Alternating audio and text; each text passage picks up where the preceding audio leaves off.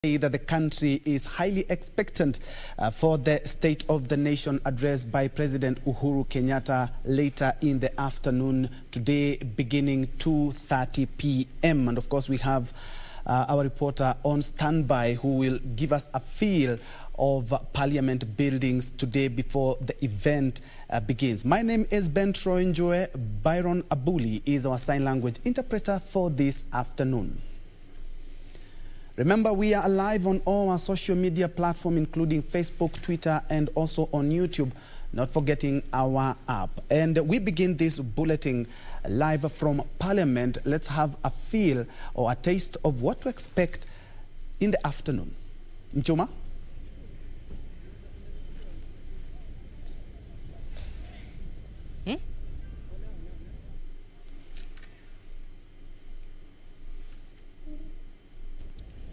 Troy, good afternoon. We are coming to you live from Parliament buildings. This is the day we're expecting His Excellency President Uhuru Kenyatta to lead the nation, giving the State of the Nation address on issues concerning the country. Kenyans are eagerly waiting to know what the President has prepared for this day.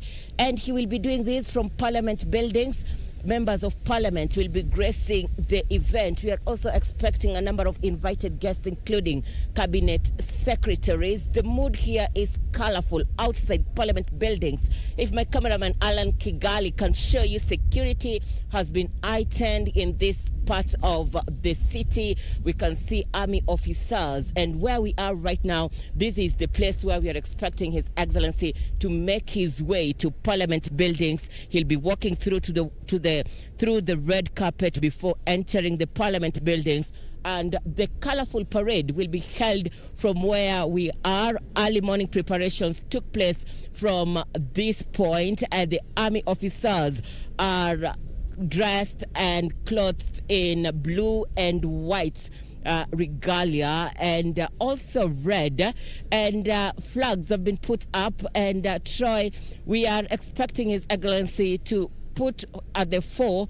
issues that really affect the country, considering that this is coming at a time the country is looking at the Building Bridges Initiative report. And there is a lot of debate in regards to this. We'll be expecting him to also mention a number of two in regards to the BBI report, and talking of infrastructure and other development issues that his government is putting in place, and perhaps ensuring that we attain Vision 2030. Remember, we are just months away to the next general election.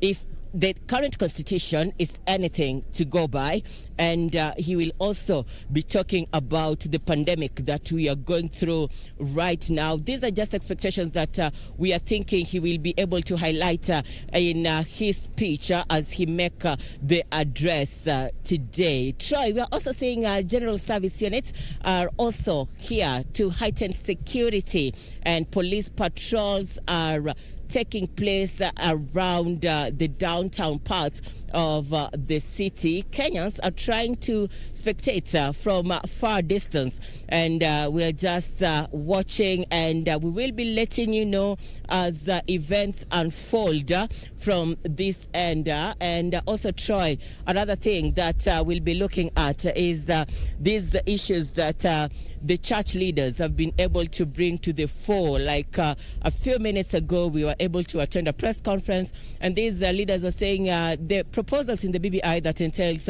an increase of representation in the legislature is of great concern. This is because it will be a burden to the taxpayer.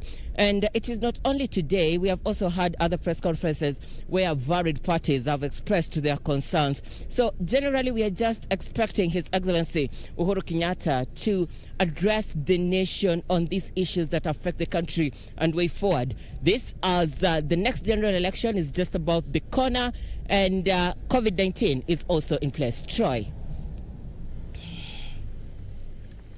Thank you so much. Thank you so much, Irene.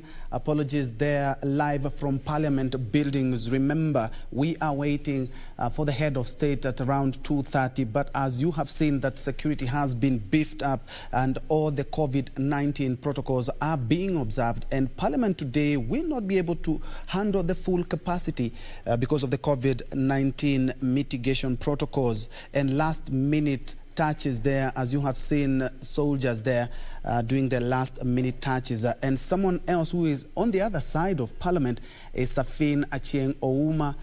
Safin, if you can hear me, kindly give us a feel of the other side of Parliament.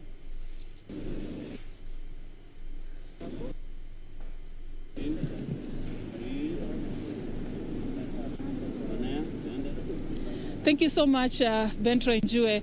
We're coming to you live from the Parliament buildings right here in Nairobi. We are just standing outside the Senate buildings, and what we are doing here is just awaiting the arrival of President Uhuru Kenyatta, who is supposed to be addressing a special sitting of both the National Assembly and the Senate today at around 2:30. It's just, the clock is ticking, and he's just about to arrive at this particular venue. But expectations remain high here as the members of Parliament and the senators began arriving in the morning ahead of the much anticipated address by the president himself. And joining me to have this conversation just to discuss more on some of the issues that ought to inform the address by the head of state is Mheshimiwa Gideon Mulyungi, the Member of Parliament for Kitui Central. Thank you so much, sir. Mwingi Central. Thank you so much, sir, for creating time for us.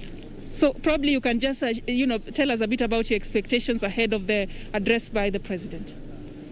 Yeah, we are here today waiting for His Excellency the President of the Republic of Kenya, Mheshimiwa Uhuru Kenyatta, to address us on the state of the nation as provided for in the Constitution. And expectations are very high. People are very curious and very anxious on what President is coming to tell the nation amid a lot of issues arising across the country. And one of the major agenda we expect the President to address today is a BBI agenda. We expect the President to give us Kenyans the roadmap to the realization of the BBI. When are we expected to go to the referendum to vote? Kenyans are anxious, especially those who want to vote yes, and even those who want to bring it down. I'm sure they are anxious to know which is the way forward. As Member of Parliament for Mwingi Central, I stand with President Uhuru Kenyatta and the Right Honorable Raila Odinga in support of the BBI, and because of the fact that they brought the country together, and that's what we are looking forward to. Sorry to cut you short, Mheshimiwa, but aside from the BBI as well, the President is also expected to talk about the COVID-19 pandemic and how we have managed it as a country. From where you stand, what do you feel about the efforts you have put in place and the way we have handled the pandemic since we reported our first case in March? I think the way we have handled COVID-19 is regrettable. I expect the President to come out very strongly on how we are going to deal with the COVID. Because Kenyans out there, they have taken COVID-19 like a myth. If you go to the villages, people don't know that there is COVID-19. It's only, even in the city center here in Nairobi, only a few are cautious about COVID-19. So I think the President should address on strategies on how we are going to deal with the social myth about COVID-19 without locking out the economy of the country. Similarly, I expect the President to address his Big Four agenda, because we know when he took over, he identified the Big Four. And we are now 2 years to the expiry of his term. And nothing much has been realized. So I expect the president to tell us what strategies he has put in place before he exits State House to realize his dreams so that he can leave a legacy to the Kenyans, especially the universal health care, because people are suffering, especially under COVID-19, those who are dying. They are receiving huge bills, and people out there, universal health care is not yet working, and even affordable housing has not been fully realized, even here in the city center. Of course, a lot is to be expected. We are talking about the state of the nation. Would you say we are at a good place as a country? What is it that you feel are our strongest achievements as we expect the president to be addressing the special sitting this afternoon? I think the strongest achievement by His Excellency the President, which has not been achieved by any other president, is uniting the country. Yeah, bringing the opposition to his side. That is something world over, which is not easy to achieve. And I think I must commend the president for just achieving that alone. Even if he leaves office with that alone, that is a major achievement, creating that friendship between himself and his adversaries who are opposing him during the elections, especially Raila Odinga.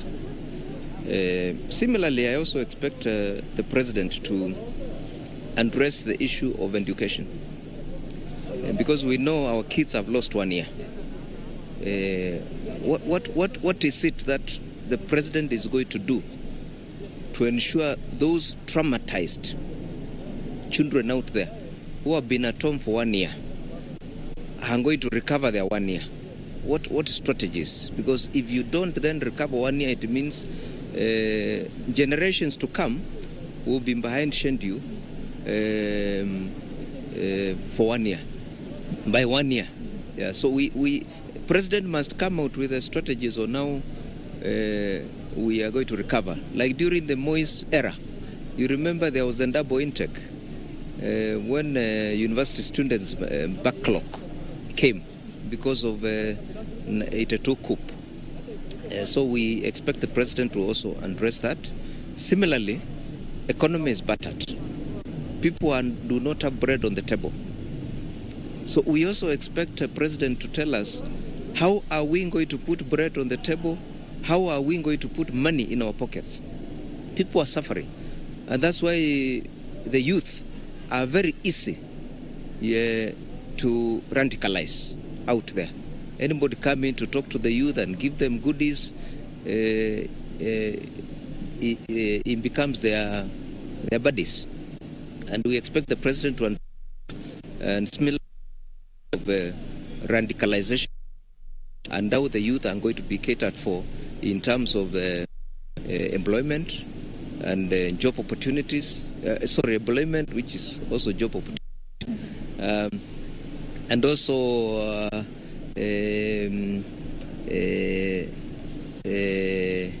putting food on the table for themselves, even those who are not in employment. We know the BBI is also addressing for the BBI. The youth needs to be catered for. Right. So, thank you so much, Mheshimiwa, for your time. I wish you could have time to continue having these conversations, but Mheshimiwa, they are just representing the views of some of the leaders who are here waiting for the arrival of the president and the much anticipated State of the Nation address, talking about key issues that he expects as a member of parliament to be included in this address. President Uhuru Kenyatta expected to lay the way forward on the post-COVID-19 recovery plan that touches on the sectors that have been affected, talking about the economy, the education sector, and of course the sources of livelihoods for thousands of Kenyans who lost their jobs during this pandemic. Also talking about the BBI, which is expected to be forming center stage in the address by the president as the country gears towards achieving unity and brotherhood going forward. Of course, we still do not know yet what else is contained in this address, but that is why we are here for you on the ground to keep you updated as soon as that happens. So what is happening right now is just finalization of the preparations that have been going on for quite some time as we expect the president to be arriving here. Security is quite tight here, and movement is restricted just to make sure that everything is in order. Of course, also it's happening under strict adherence to the COVID-19 safety protocols. Not all the members of parliament are going to be given a chance to follow these proceedings, just as the number has been limited to slightly above 100. So just to make sure that they observe the social distance. Of course, we'll be giving you more details as soon as we receive information, but for now, that's all we have for you. It's back to you in studio. Thank you so much, Safin Achieng Ouma, on the other side of Parliament, talking there to Mwingi Central MP, and is quite expectant. He's talking about the BBI agenda and the roadmap. Remember, cross-section of leaders have also put in their input, talking about let us have a consensus, and of course, post-COVID era. We now head to Mombasa, where our reporter Michael Mwadiga is on standby with some of the residents, and let's hear what they have to say or what they expect the head of state to talk about in the State of the Nation address. Well, thank you so much, Ben Troy. You're coming to you live from Mombasa. I'm in the CBD, and in less than 2 hours' time, the head of state, His Excellency President Uhuru Kenyatta, will be addressing the nation on the State of the Nation speech. And Kenyans here, they are waiting so much from the president himself, and I'll be talking to the people to hear what they're expecting, their reactions, and what is expected today in the presidential speech. And I'm joined by one of the people here in Mombasa. Sir, can you tell me your name na unatarajia nini katika hotuba ya leo ya rais? Mimi natarajia kwa hotuba ya rais aangalie sisi vijana ambao tumepoteza kazi, tumepoteza biashara, hatuna chochote sahihi. Tunajaribu kungangana, ameweka kafi ya saa 4, kazi haziendi vile kwa tunahitaji. Tunaomba president wetu wa Republic of Kenya aangalie vijana, tunateseka, vijana hatuna kazi, tumepoteza biashara, tumefungiwa. Sasa tuna hustle, tunangangana na masaa ya saa 2 kwenda nyumbani, tunaacha kazi, hatujapata chochote cha kula. Rais aangalie, ndio akaleta BBI tuweze kupitisha, atuangalie sisi vijana. Ajue sisi vijana vile tunasafa sasa hivi, tunangangana kibiashara, na sasa hivi vile tuko hapa kazini, tumeona vile umekuja mbele yetu kuweza kutuuliza maswali. Rais yetu President of Kenya Uhuru Kenyatta akiongea, aongelee mambo ya vijana, tunateseka sana. Ndio akaleta BBI tuweze kupitisha, na kila akileta BBI bila kuangalia vijana biashara zao, hatutaipitisha. Naomba president atuangalie. Sawa, asante sana. Kuna kaka mwingine hapa kuweza kutuelezea tu maoni yako. Kwa sasa hali jinsi ilivyo, tuweze kuangazia masuala ya viwanda, masuala ya huduma za afya na masuala mengine pia ya kimsingi kwa mwananchi wa Kenya. Unatarajia rais aweze kuzingatia nini hasa katika hotuba yake hii leo? Sisi tunaomba kama wananchi wenye biashara hapa tunajaribu kufanya, tunaomba tufunguliwe nchi, na pia protocols za mambo za COVID watu wanajaribu kutimiza. Juu kila mtu anapenda maisha yake. Lakini sasa mambo ikiwa ni ile ya kubanana, masaa ya kazi inabanwa. Sasa hata ile mtu angeweza kupata kakitu, unakuta hata umerudi nyumbani bila kupata kitu. Sasa kwa hivyo tunaomba president wetu atuangalie sisi kama vijana, juu hali inatuumiza sana. Na pia kuna watu pia wanatungoja, saidi nyingine wanangojea sisi tuwapeleke chakula. Sasa hali ikiwa hivyo bana, tunaumia sana bana. Asante sana. And maybe I'll get one last person here to just to give us his reactions, and maybe what are the expectations, to be precise, regarding today's presidential speech. Karibu sana baba. Rais atakuwa anazungumza hapo mwendo wa saa 8. Unatarajia aweze kuzungumzia kuhusu masuala gani kwa manufaa ya mwananchi wa Kenya? Asalamu alaykum. Nazungumza kama mfano. Hapa siku kuomba. Hapa sisi hatuombi, ni haki yetu. Kwa hivyo kama mfano wa BBI, hakuna neno lolote ambalo litanufaisha sisi watu wa pwani. Kuna viwanja, kuna mashamba, hakuna majumba, afya mbaya, kila kitu kibaya. Kwa hivyo sisi hatuombi bwana rais. Sisi tumekuchagua wewe utufanyie kazi. Hii ni haki yetu. Naam, lakini tuangazie tu yapo yale ambayo serikali imefanya kafaulu. Unajua kila kitu tunasema katika lugha ya Kiingereza ina mwelekeo, ina process. Lakini mngependa hasa azingatie nini ili kwa manufaa ya Wakenya wote kwa ujumla, hasa wapani pia kitilio mkazo? Shekhe, tukisema serikali imefaulu, hii serikali ni afadhali wale watu ambao walikuwa hawana elimu wakiendesha sawa, lakini sasa watu wa elimu wameingia wengi. Kitu gani ni ukaniambia kimefaulu? Okay, ni sawa. Lakini pia ni masuala pia ya huduma za afya ziweze kuangaziwa. And that is what we have from Mombasa County. Of course, they're very passionate on what they are expecting. Of course, you have heard their sentiments regarding the presidential speech, which is expected in less than 2 hours from now. So those are their sentiments. And as time goes by after the presidential speech, of course, we'll be back to give more reactions on what is happening. Of course, one issue which is which they have said needs to be taken into account is regarding the Ministry of Health protocols.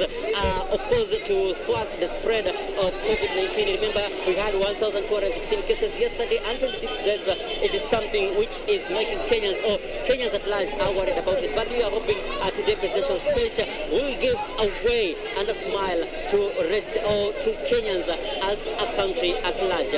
From Mombasa County, back to you, Bentro.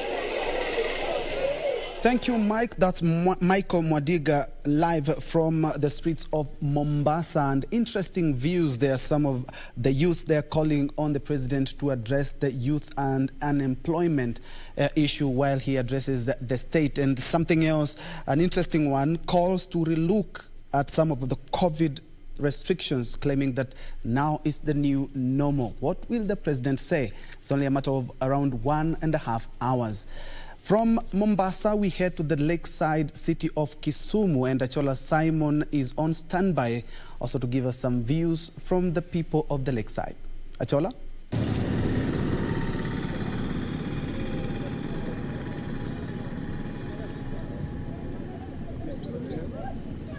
Well, thank you very much, Troy. We are still actually seeking the views of Kenyans across this region. Of course, we want to know what the expectations are in terms of what President Uhuru Kenyatta will be talking in the afternoon, and what exactly do they want the president to actually address as he addresses the nation in his State of the Nation address. One key issue that has actually constantly come out since morning as we've been talking to locals from this region has been the fact that they want President Uhuru Kenyatta to address or to talk about the plans the government has in terms of moving this country forward, especially at this point in time when the country is facing the COVID-19 pandemic. They also want the government to actually address the issue of corruption and, of course, the education sector. But, of course, we have a local here who will be telling us what he expects President Uhuru Kenyatta to tell us in the afternoon when he is addressing the nation. Welcome. Asante sana ndugu. Kwa majina mimi ndo Daktari Sokelo. Mimi napenda kuambia president wetu kwamba angalia mambo ya COVID-19 sana kwa sababu inaumiza nchi. Mimi kama driver, mimi nafanya kazi ya driver. Sasa mimi naenda nasafiri mbalimbali. Na nimeona mengi kwa sababu sasa kafi pia inaumiza sisi kama driver. Kwa hivyo sasa angalia kama ni kufunga, tufunge kwanza mpaka kafi irudi chini. Hiyo nini irudi chini, hiyo COVID-19 irudi chini. Ndio tuendelee na kazi. Ukisema kwamba angalie kama kwa mfano umesema kufunga, wafunge. Pengine kando na kufunga ni swala lingine ambalo lipi ungependa azingatie, kwa sababu wengi wanasema kwamba nchi imeathirika pakubwa, hususan uchumi imeathirika pakubwa sana na COVID-19. Pengine ni swala lipi lingine angeweza kuzingatia?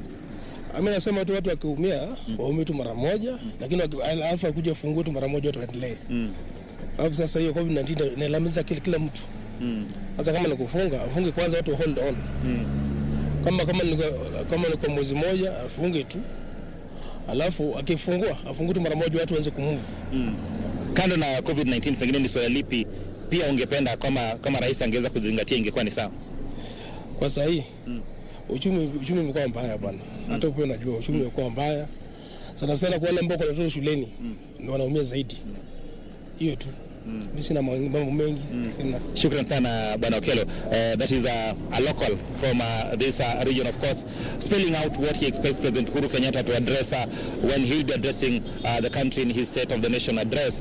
Of course, pointing out that COVID-19 has had devastating effect on the economy and, of course, the day-to-day running of many Kenyans. And, of course, he's calling on the President to actually find finality in terms of the decisions they are going to make in terms of handling the COVID-19 situation in the country, but says he's actually gone further and said that if it means taking drastic actions so that then normalcy can actually be restored, then so be it. But Troy, I would actually just want to put to you that before we actually came here, we actually we were trailing police officers or security officers in this region who've actually been enforcing the COVID-19 regulations that are stipulated by the Ministry of Health and, of course, President Uhuru Kenyatta. And as I speak to you right now, today, they've actually arrested close to 80 people for not wearing masks and, of course, not adhering to COVID-19 regulation. The other thing that has actually come out strongly, the county police boss, Ransomwell Modoni,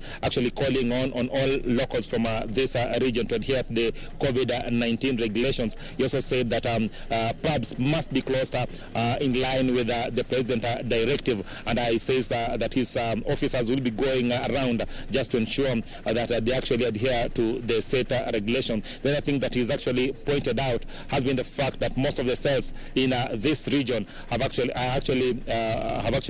been filled to capacity, and as such they are now being forced to hold those who are actually flouting COVID-19 regulations in open air spaces, so then one to adhere to the 1.5 meter space, but also just to ensure that there's now enough aeration even as they go about preparing the documents of those who have been actually arrested flouting COVID-19 regulations before they take them to court. He also says that each and every business premise and of course offices must have wash points and of course sanitizers, so that then those people the people actually coming in and out are able to actually ensure that they sanitize before they go in. He also says that there must also be a thermogun to measure temperatures and also ensure that they take details of each and the person who is actually coming into those premises. So those are some of the issues that the police officers are actually following up. They've been arresting people since Monday, and they say the enforcement will actually continue, and they will continue to charge those found to be flouting those regulations. They've been taking people to court, and those who have actually been arrested and taken to court have been charged between 800 and 3,000. So basically that is what is happening in this region. Njue, of course, is an issue that will keep a keen eye, especially at this point in time when President Uhuru Kenyatta is expected to address the nation. Will be following keenly to get to understand if he will be talking about issues that, of course, the government intends to do or is actually doing to ensure that they cover this menace that is a COVID-19 pandemic. Back to you, Troy. Thank you, Achola Simon, live from Kisumu City.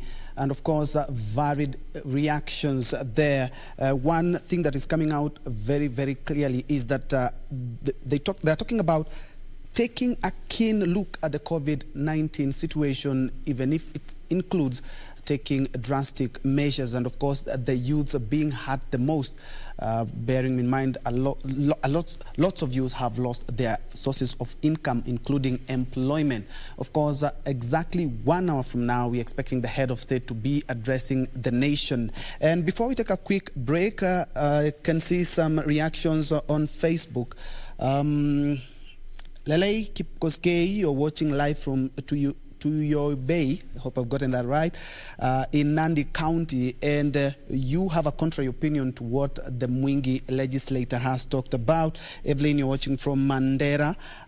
Eric Mudi, you're watching from Kiburu, Kirinyaga, and you're talking about, you're opposed to the resources that are being wasted in the government. Of course, I can see lots and lots of you are waiting for the presidential address at 2:30. Let's take a quick break. We'll be right back.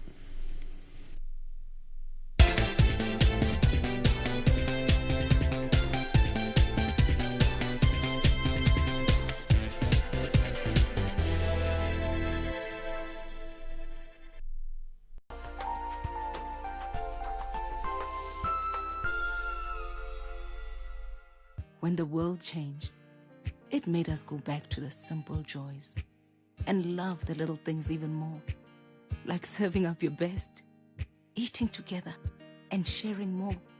Now, we'll take nothing for granted and always remember to taste the simple joys.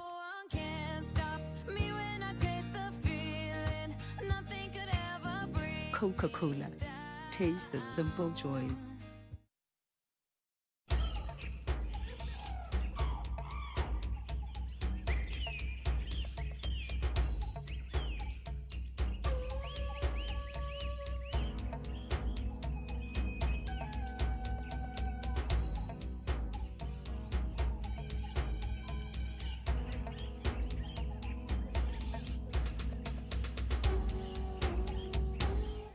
Article 132 of the Constitution and House Standing Orders obligate the President of Kenya to address a joint sitting of the Houses on matters that touch on national values.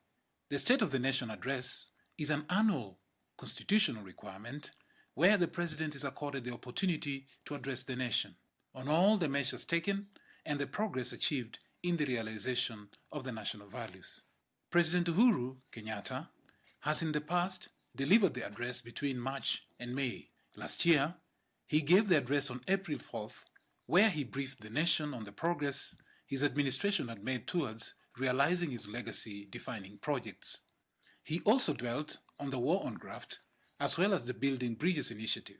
He pointed out further that there will be no turning back on devolution, as it was the answer to unequal development.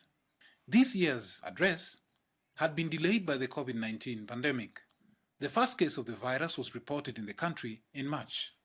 In this year's address, the head of state will likely take stock of the Big Four agenda. The President may also root for the Building Bridges initiative vehicle, which he believes will deliver equity and national unity. President Kenyatta will also report to Parliament the measures taken to achieve national values, progress in fulfillment of international obligations, and state of security. In their communication to the Houses, on Tuesday, Speaker Justin Muturi and his counterpart, Kenneth Lusaka, said the House attendance will be in compliance with the social distancing directives by the Health Ministry.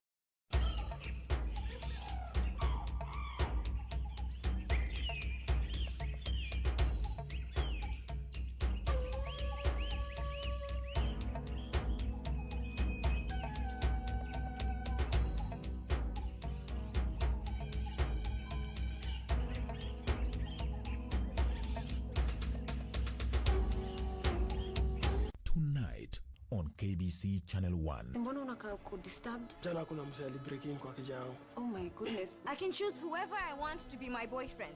I'm old enough. Okay. Wewe. Wanjala ni besti yangu. Unatafuta nini? Biashara zangu na Wanjala ni biashara zangu na Wanjala. Guess ni nani niliona kwa mlango ya Wanjala akizurura zurura. Who? He was not a perfect man, but he was not the evil person he was made out to be. There's some things that you didn't know about Kay. Relationship ina take time to grow. Sio kunimanipulate, kunifanya ni feel guilty.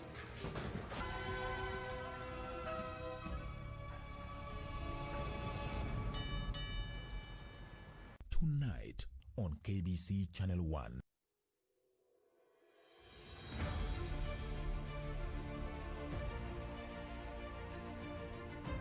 The revival of Rivertex under President Uhuru Kenyatta's Big Four agenda was a new dawn in the textiles manufacturing industry.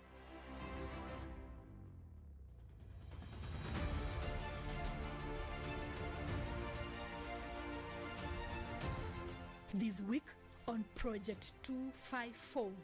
Hapa Rivertex nafanya kazi ya kutrim, kutoa uzi yenye itakani kwa nguo. Tuko na uwezo wa kutoa kilo 3,000 kwenda 4,000 ya uzi, ikitegemea na kaunti ile tunarani. Mimi hufurahia kutengeneza hizo miundo ambazo zinaenda kwenye shati za rais wetu. Watch it on Thursday at 8:30 p.m. This weekend on KBC Channel 1. This week on Wake Up and Make Up, it's going to be a girly girl affair. Cheers! With continue to munch on what I would call a starter before our main course at Chef Wood Sushi Bar. This is what makes the coffee so special. We actually have a real gold leaf. Wow. I don't think we should drink it. We should probably gather it and take it to a jail. Can I make a ring out of it? We can make a cargo. Get some tips on how to enjoy a days out with the girls.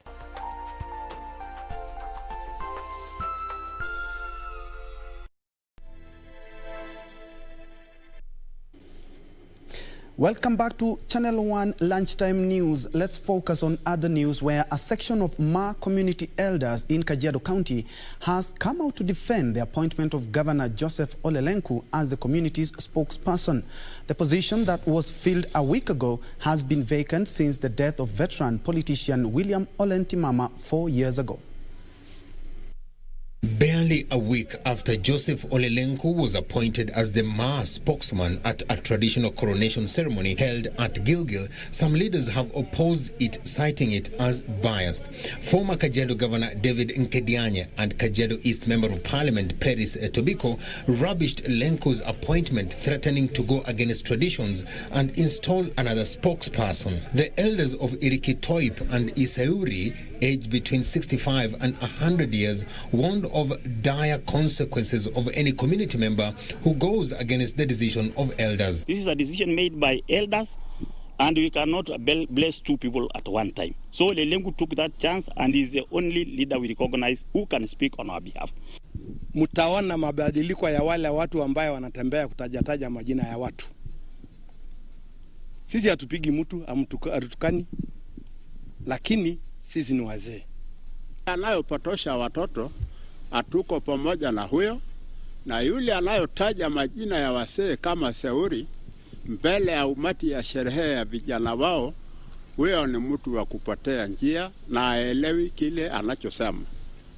They claim they widely consulted across 6 counties of Kajiado, Narok, Laikipia, Nakuru, Baringo and Samburu before making the decision on who to install as the community spokesperson. Uru na area zingine walitukumbuka kana ya kwamba inastahili hiki kiti ipewe Ole Lenku awe msemaji wa Wamasai. Ni watu ambayo hawana ukabila, hawana tamaa, wamekubali kana ya kwamba hata Kajiado County inatosha wapate kiti hicho. They claim some leaders are politicizing the matter and inciting the Ma nation for selfish gains instead of uniting them. Siasa polepole. Kwa sababu kila mtu anajua nafasi yake. Kama wewe ni mama, hata kama wewe ni mama mwanasiasa, unajua nafasi yako kama mama. Kama mzee, unajua pia nafasi yako kama mzee. Nataka ile heshima tunawapatia na sisi waturudishie kama wazee. Hatutaki kugombanishwa na wanasiasa. Na by the end of the day, lazima tu tutakaa kama Wamasai.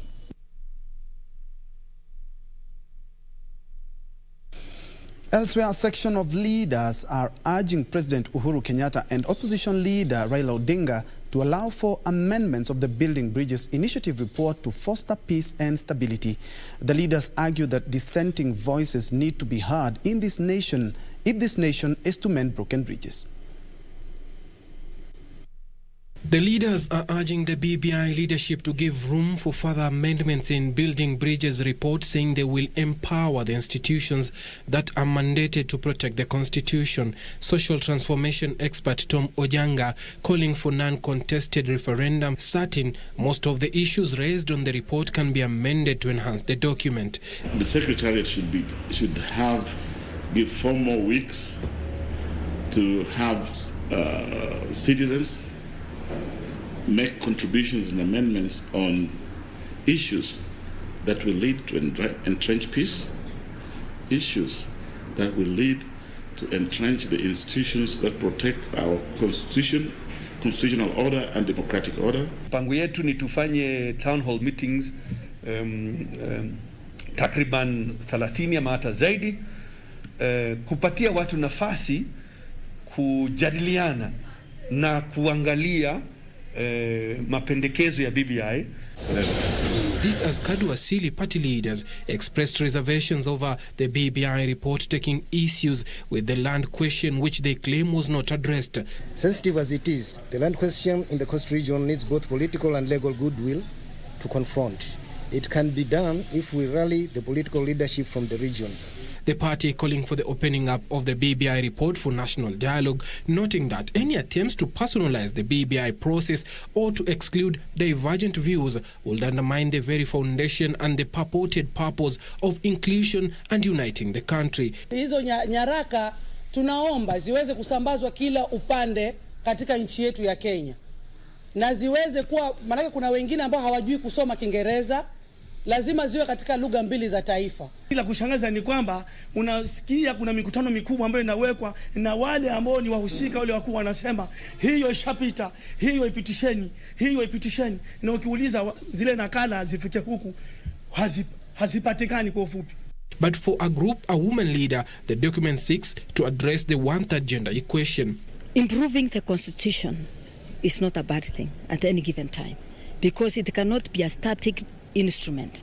It must be, as we grow, then we must be able to expand our space in the manner that we think, in the manner that we do our business.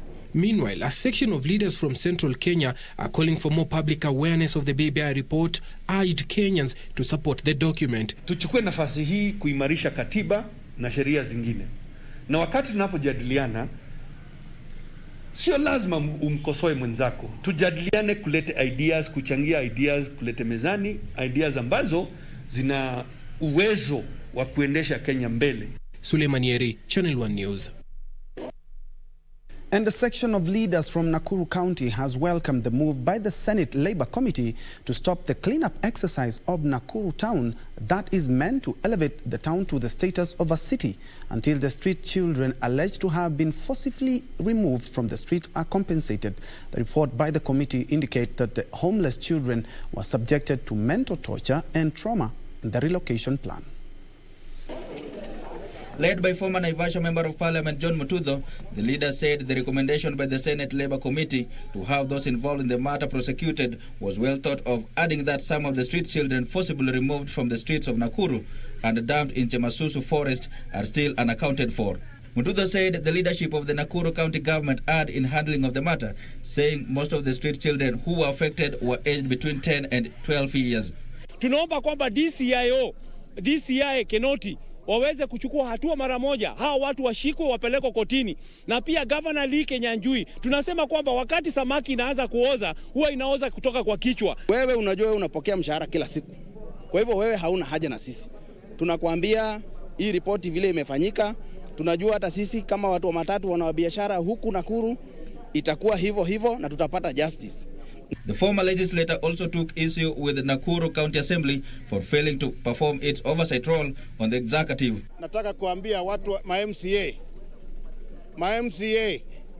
MCA, hii tumbo yenu itakuja kuwapeleka mbali sana.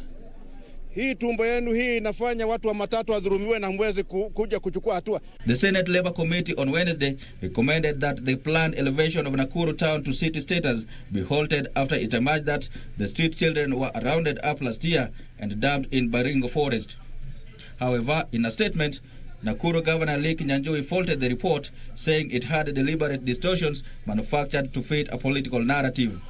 Wycliffe Okech, Channel 1 News. Now to a bizarre incident. A middle-aged man in Embu County allegedly caught on CCTV camera stealing female undergarments amused an Embu court after he denied the accusations. Pius Mugendi, who was arraigned before Senior Resident Magistrate Jean Ndegeri, is alleged to have committed the crime on the night of May the 5th.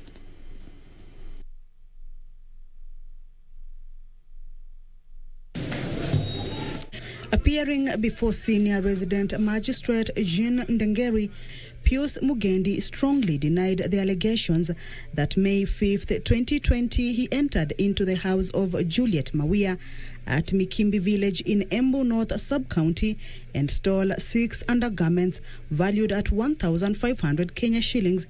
According to the prosecution, CCTV footage obtained show the accused committing the crime. Mugendi denied being the person captured on the CCTV footage. Senior resident magistrate Jean Dengeri ordered the investigating officers to avail the said footage to the court and the defense team before the case can proceed. The case will be mentioned on December 7th, 2020.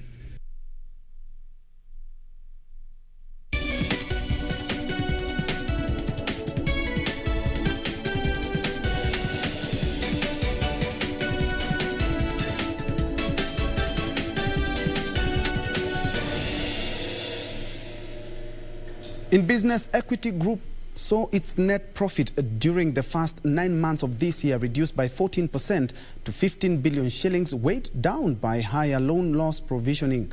The lender increased its loan loss provisions by 11 times to 14.3 billion shillings that pushed up its operating costs.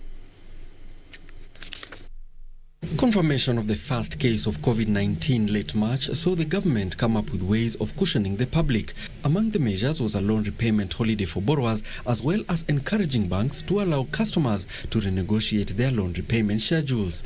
This has affected the profitability of banks that have to increase their loan loss provisioning. For Equity Bank, the loan loss provision increased 11-fold to 14.3 billion shillings. This was after the stock of the gross non-performing loans increased 170% to 51.8 billion shillings. The loan loss provisioning pushed Equity Bank's total operating costs by 43% to 58.1 billion shillings. This saw the bank post a 14% reduction in net profit during the first 9 months of this year to 15 billion shillings.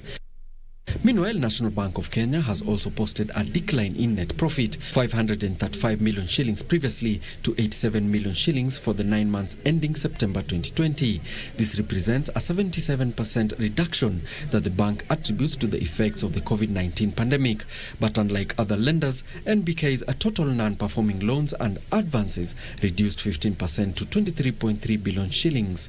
NBK Managing Director Paul Russo, however, said that the bank remains cautiously optimistic about the future as it continues to invest in revamping its channels.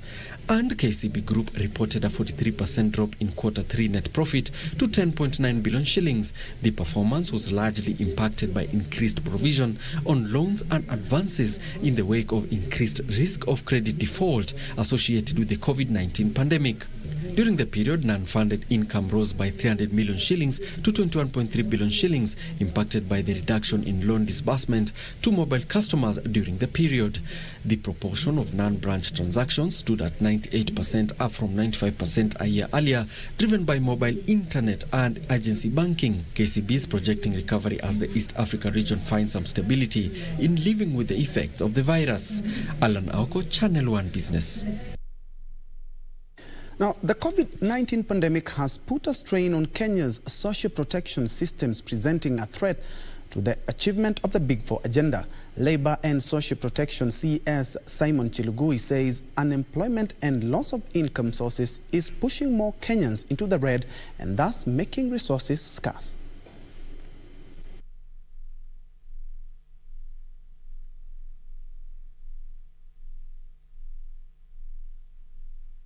We're also working on offering some of the short-term peer-to-peer expertise and technical assistance which can provide support to our partner countries on how to build expertise in building strong social protection systems. We've also been focusing quite a lot on building resilience. COVID has reminded us that we need to be well prepared for crisis situations.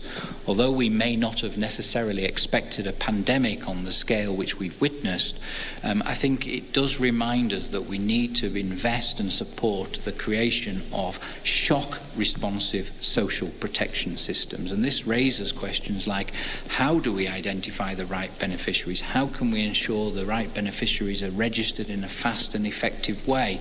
Can we use food security indicators to trigger a crisis response? And as the previous speaker said, what role can we play as development partners to support the government of Kenya? With that, that, we are seeing the rate of unemployment increasing and moving from the earlier 5.2% to the present over 10.4% between the month of March and September 2020. About 3.2 million households are now in need of social assistance, out of which about 760,000 are in the informal settlements of our major cities. We have to enhance our response to social protection to support these poor people and minimize the pain and the impact of this pandemic. 5 fintechs that were shortlisted to participate in Cooperatives Bank's Akili Kali Innovation Challenge have been undergoing a 5-week co-development and co-design program aimed at developing solutions that will benefit the cooperative movement. The winner of the challenge will pocket a cash reward of up to 5 million shillings and an opportunity to integrate and launch their innovation with Cooperative Bank. The shortlisted fintechs are Awama 360 Kenya, Herufi Technologies, Jamboro, Smart Matatu, and Chamasoft that was selected by a panel of evaluators from a list of over 500 applicants who applied to collaborate with the Cooperative Bank in building the next generation of financial solutions beneficial to the cooperative movement and its membership of over 20 million Kenyans. The 5-week co-development and co-design program that they are undergoing will culminate in a virtual demo event to select one or more winners.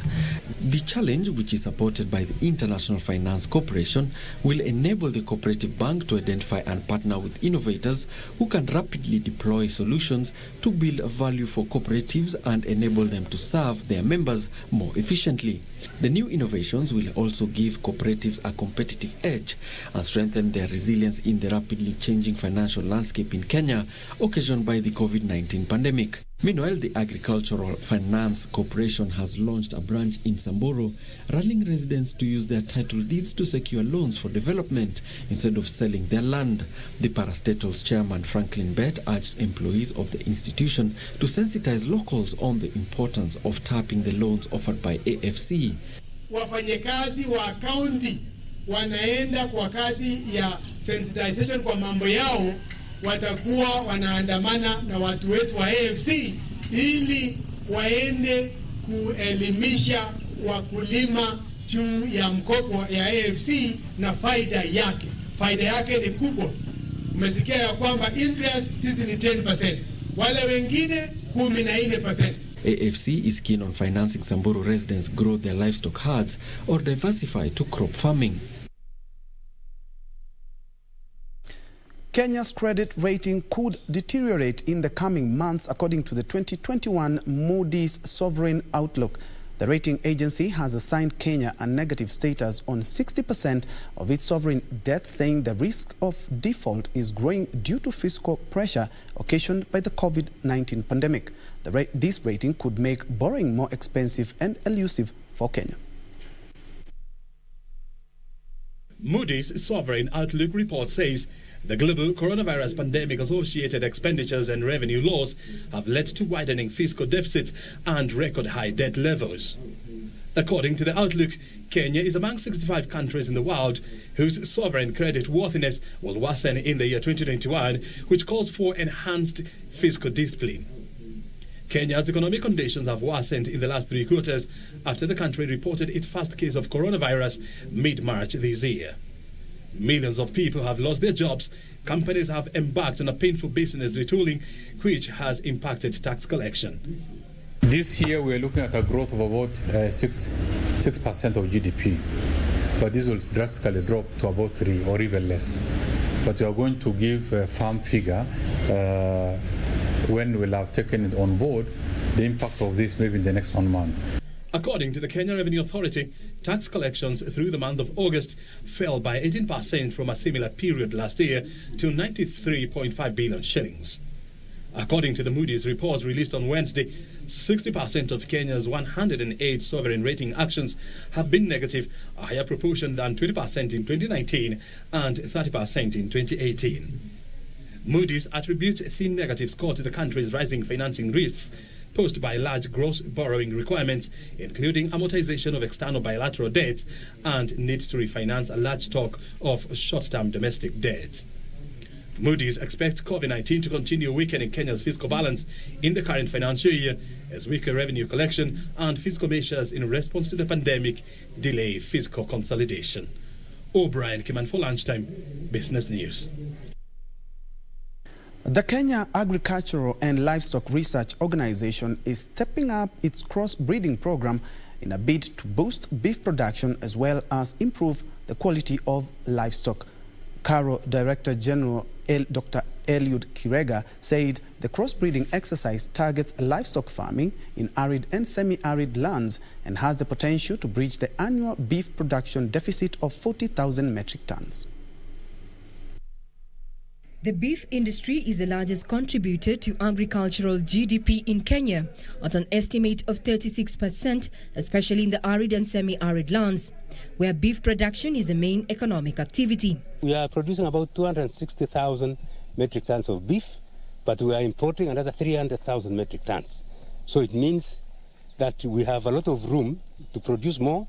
However, demand for beef has overtaken supply, with the country's annual beef production standing at 260,000 metric tons against a demand of 300,000 metric tons. This has in turn occasioned the need for importation. What we are doing as CARO to bridge that gap is, one, ensuring that the livestock that the farmers have are managed properly so that they can maximize production. Secondly, this center has been providing breeding bulls to farmers in the arid and semi-arid areas for them to be able to improve their productivity. In efforts to boost beef production, the Kenya Agricultural and Livestock Research Organization is stepping up its cross-breeding program to improve the quality of livestock. Wanakosa maji, wanakosa chakula ya kutosha, na hatuna mbinu mingi ya kutengeneza chakula, ilikuwa mpaka mifugo wengine nyingi zinakufa. Lakini sasa tunashukuru tumefundishwa. Kwa tunajua ni kufuga ng'ombe tu kawaida na kupeleka sokoni. Lakini wakati huu tunajua kwamba tumepatiwa ule ujuzi ambao tunaweza kufanyisha kwamba mifugo yetu iwe na bei nzuri na iwe tunaikuza vizuri. Dr. Krieger says the first phase will target herders in ourselves. And part of the training that we are giving farmers today here is to ensure that the livestock that they have are disease-free so that they can be able to fetch a better market outside the country. Under the program, over 35 groups from Tana River County will benefit from the beef value chain production training. Regina Manyara reporting for Channel 1 Business. Microsoft, Oracle, and other companies that have provided information to the U.S. government for its antitrust lawsuit against Alphabet's Google have been granted more time to propose a protective order for their confidential data. The group told a federal judge that they would not be able to make proposals by Friday and sought an extension by a week. Details of this and other stories in our Global Business Roundup. The Justice Department sued Google in October, accusing the $1 trillion company of illegally using its market muscle to hobble rivals in the biggest challenge to the power and influence of big tech in decades. Google has said it will fight the lawsuit. The parties cooperating with the government, which also include AT&T, Amazon, Comcast, DuckDuckGo, Sonos and T-Mobile US, said in a court filing that they gave the US Justice Department investigators information, including business plans and strategies for competing with Google. Meanwhile, telecommunications company Deutsche Telekom has raised its earnings guidance as its reported forecast beating third-quarter results, lifted by outperformance at its recently merged US unit T-Mobile. The transatlantic telecoms group upped guidance for core profit to $41.2 billion this year, saying T-Mobile was ahead of plan on network integration. While it added the most German broadband customers since 2017, the bond-based group raised its forecast for earnings before interest, taxation, depreciation and amortization after leases for the year by €1 billion. And luxury brands have embraced China's largest annual shopping spree, helping Singles Day break records once again. Firms including Balenciaga and Prada debuted on Singles Day or Double 11, joining around 200 luxury brands, more than double last year's figure. Singles Day was created by Chinese online retail platform Alibaba. This year, the annual sale racked up to $74 billion within the luxury brands, helping Tmall, Alibaba's e-commerce platform, hit new highs.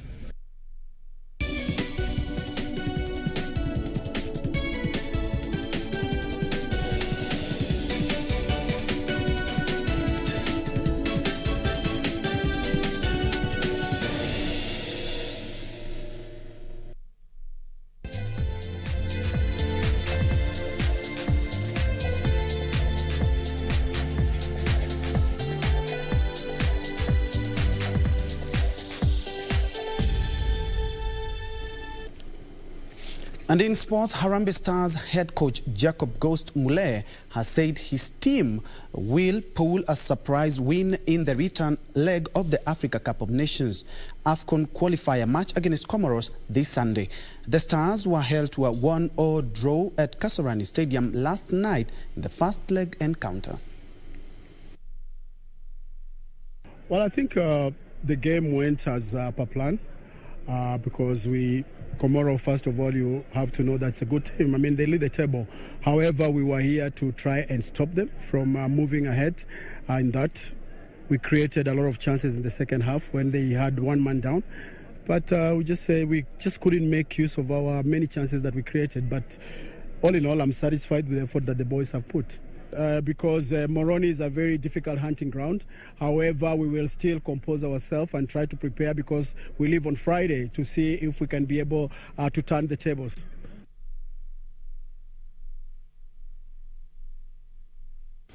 And the 2020-2021 Kenya Premier League season will not kick off next week as planned since Football Kenya Federation has not been given a green light by the government. FKF Chairman Nick Mwendwa says they will launch another bid to the Ministry of Sports in order for their top-tier league to resume soon. Football Kenya Federation FKF Governing Council had confirmed the upcoming 2020-2021 season will kick off starting 20th of this month. But that would only happen if the government gives the federation the green light to have the top-tier leagues resume. FKF Chairman Nick Mwendwa has said they will launch another bid to the Ministry of Sports and Health to allow resumption of football activities. We plan to start on 21st. The government has not told us what to do. We want to start because the sponsors need to pay and the boys need some money. We've been pushing for this. We will push again next week to try and see if we can start on 21st. Hopefully we can start because we are putting in place what is required to make sure we can start and play. And so let's see what the government says. The FKF General Council had proposed to commence the league because beyond the proposed dates, it will be impossible for it to commence and complete. 9 matches were already planned to be played should the league start on Friday next week. Frederick Mwoki for Channel 1 Sports.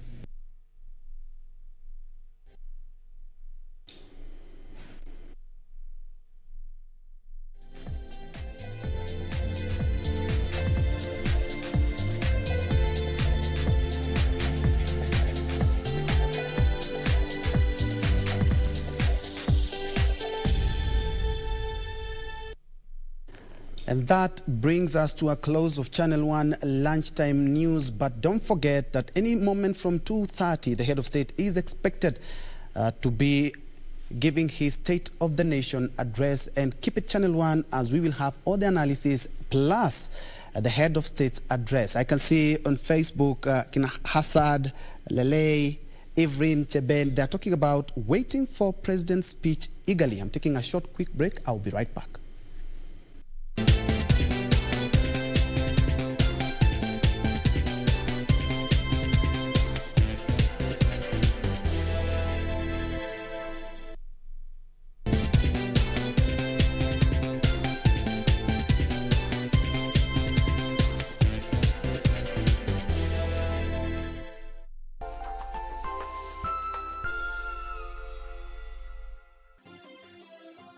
Vera Beauty College. Vera Beauty and Fashion College, with branches in Nairobi, Eldoret, Thika and Meru.